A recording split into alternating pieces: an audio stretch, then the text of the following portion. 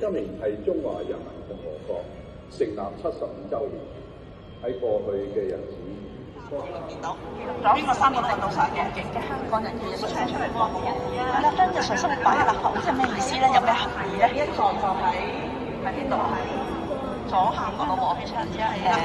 其實應該調翻轉嚟講，就係話咧，立法會所處理嘅事情係同大家息息相關嘅喎。呢啲法例喺邊度啊？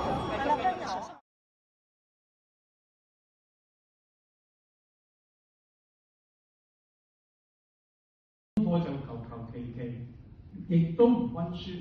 咁你哋可唔可以喺考試裏邊攞到好嘅成績咧？當然得。